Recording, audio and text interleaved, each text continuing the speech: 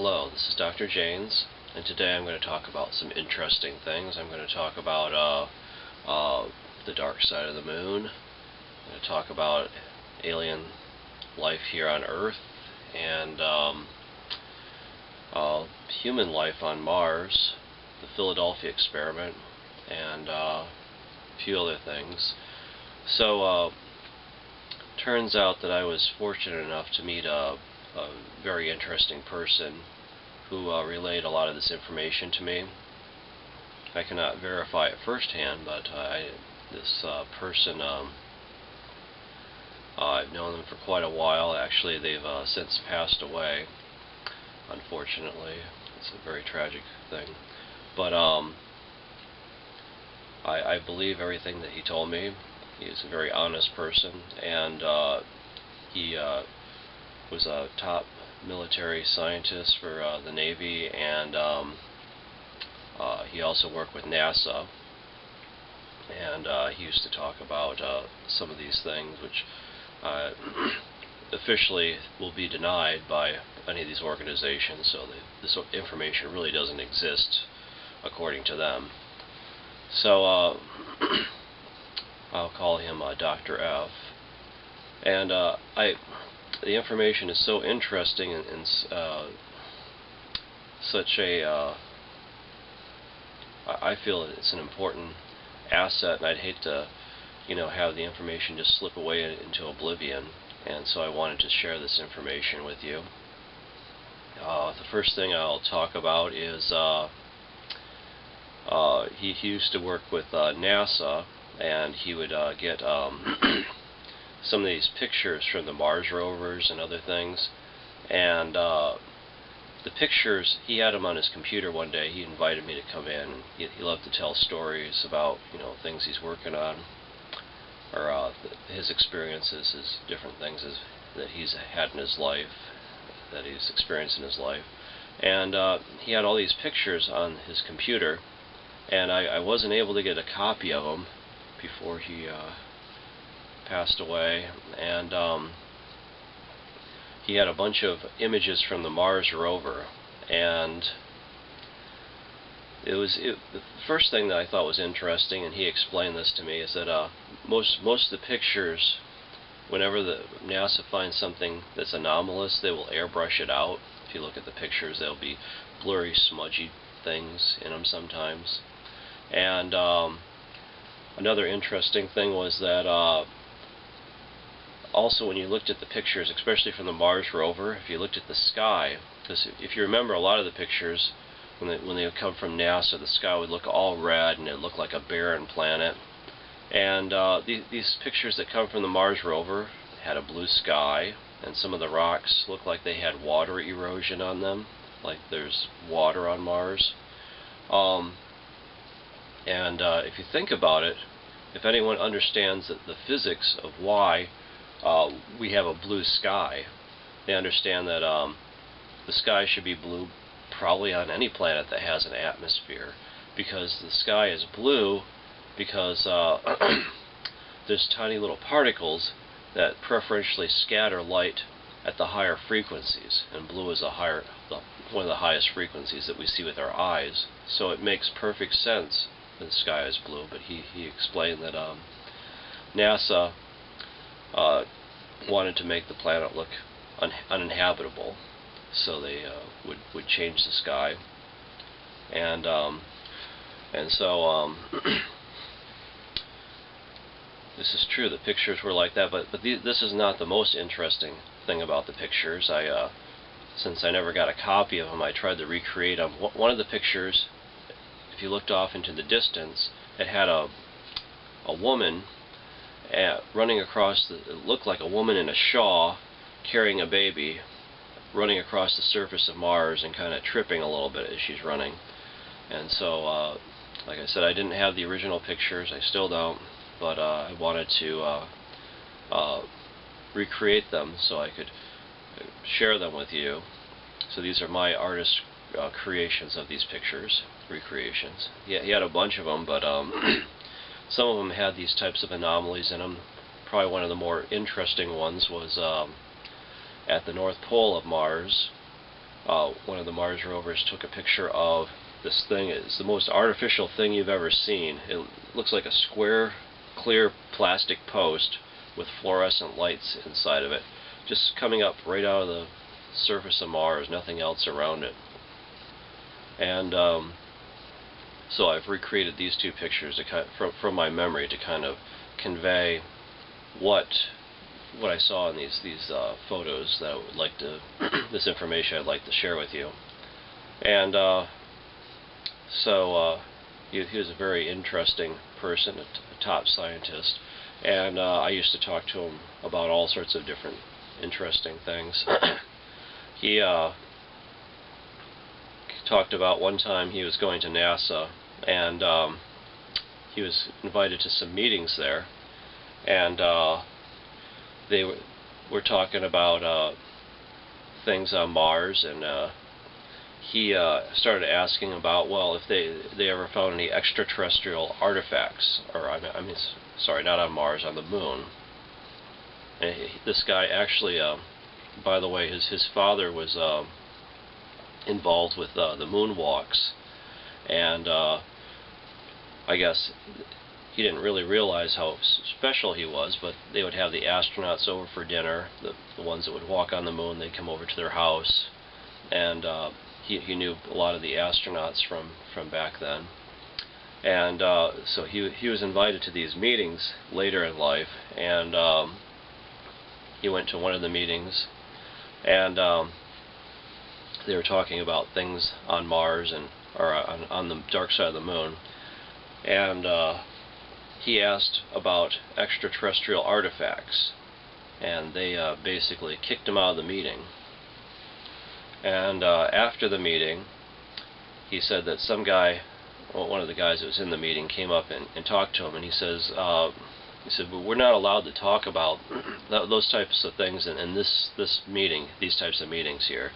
There's other meetings where we'll talk about that type of stuff, but we're not allowed to talk about our alien artifacts that we find in these meetings.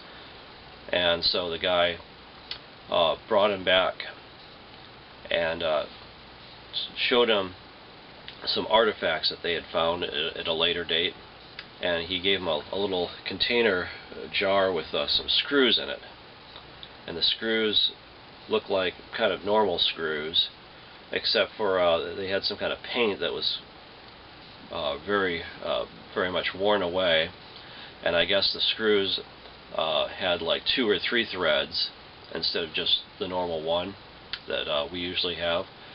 And the guy explained to him, he said, do you know where those are found? I guess they were found on the dark side of the moon. There was so they claimed that there was some kind of mining excavation there, and some machinery that was left on the moon, and big tracks that were dug up because they were mining the surface of the moon, possibly for helium-3. And he said that there's some kind of paint substance on the screws, and they carbon dated it to 10,000 years ago. So this stuff, since there's no atmosphere on the moon, this stuff was basically almost perfectly preserved mining equipment that's been on the dark side of the moon for 10,000 years, and I'm pretty sure we didn't put it there. That's quite a while ago. And so anyway,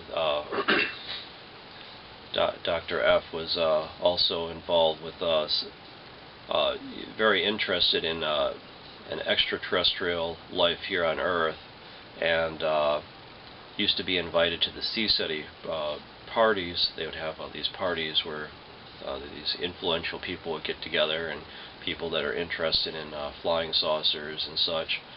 And I guess he had another buddy. So anyway, Dr. F was involved with at some level with the people in Sea-City, and he would be invited to these meetings. And he had another buddy who was a researcher who did some exotic things down in, I believe it was in Georgia. And it was kind of interesting. Synchronicity is basically one of the names that you'd find associated with the Philadelphia experiment. I won't say the name. But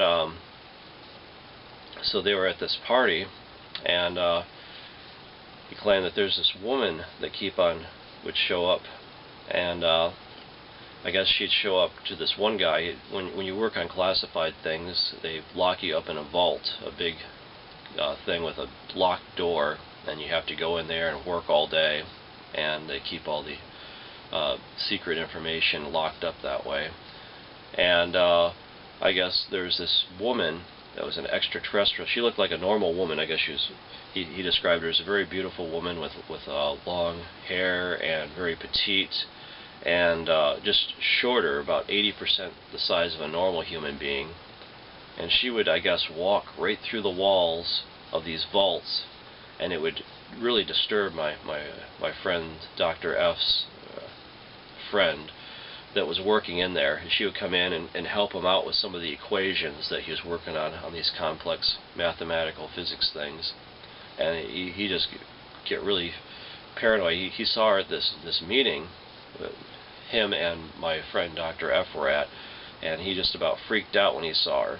And I guess my friend, she came up to my friend, and she said, she grabbed his hands like this, and she says, "I really look forward to meeting you." And he says when she grabbed his hands, that at that instant it conveyed just millions and millions of different images into his mind and information about distant planets and civilizations and life forms on other planets, and it was just millions of flashes that flashed through his mind that he can still see vividly. It's just like memories, all implanted just in an instant. And he said that's all she did, is came up and grabbed his hand, said that, and transferred this information, and then she kind of took off again. And to my knowledge, he hadn't seen her since then, but he wanted to convey that information, that it is some kind of I don't know, extraterrestrial mind technology or something, something way beyond what we understand here. But I thought that was very interesting, and wanted to convey that. But one of my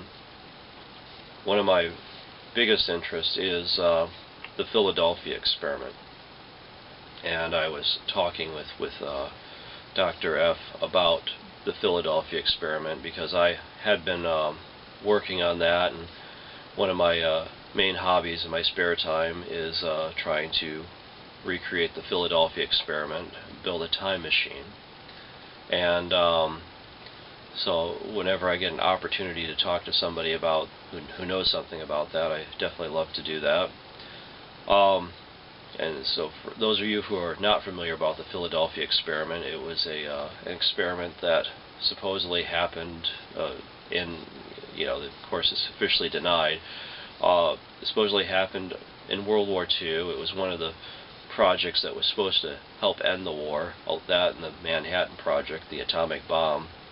And it was a project to try to make a destroyer ship radar invisible. And it used supposedly theories from Albert Einstein and Nikola Tesla, and it was some kind of electromagnetic device that was supposed to cloak the ship.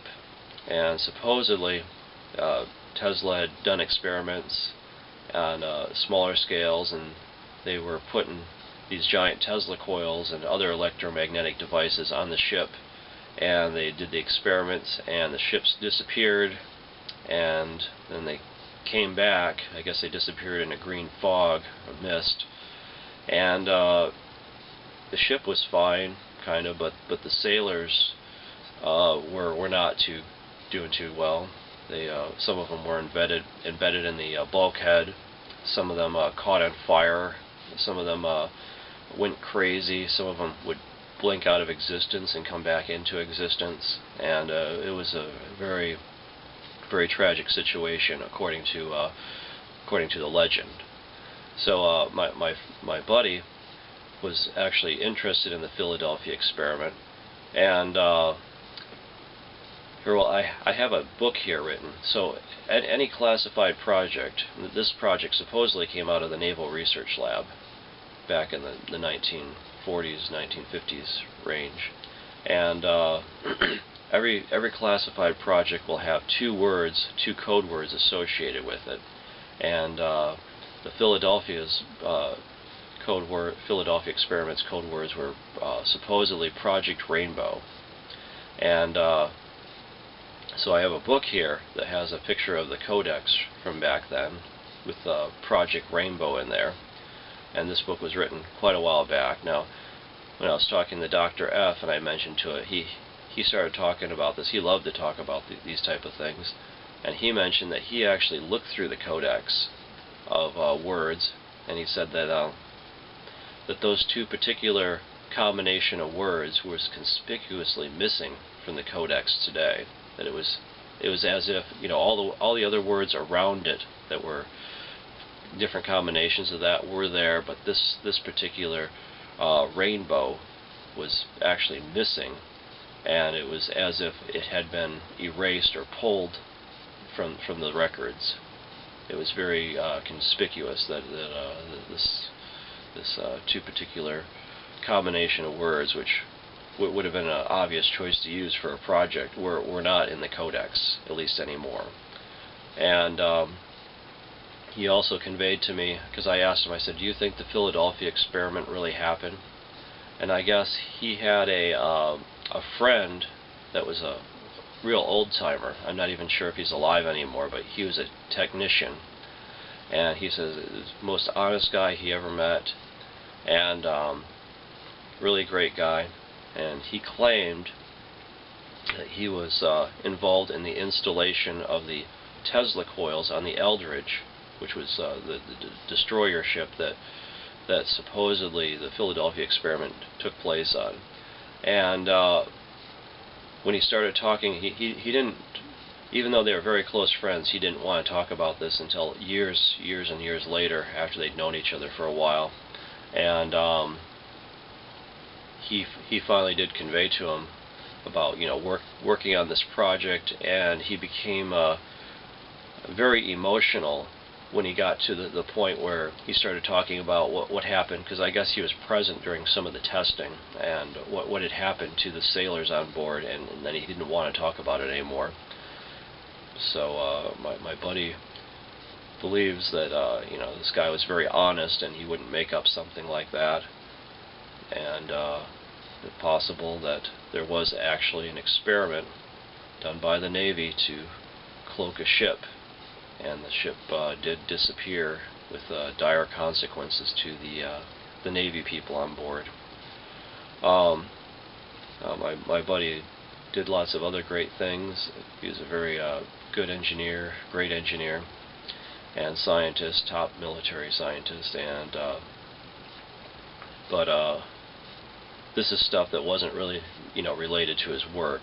So it was stuff that I wanted to convey, because I didn't want the information to be lost into oblivion.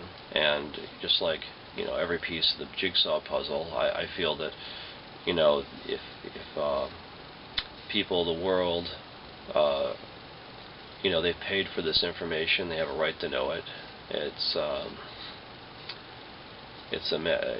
probably one of the most important things. If there is extraterrestrial life interacting with us here on Earth, if we did actually create time machines, because the Philadelphia experiment was supposed to be a time machine, something that travels through time. If there is human life on Mars, if there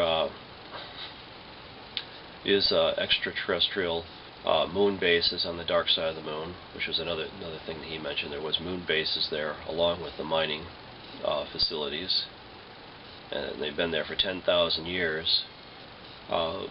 This is probably the most important thing that you could possibly imagine, the most important thing to the human race. And if this information is being kept from us, then that's a travesty. That is, I just wanted to convey this information to you. And I will be making more videos on UFO propulsion systems. So anyway, this is Dr. Janes, and thanks for watching.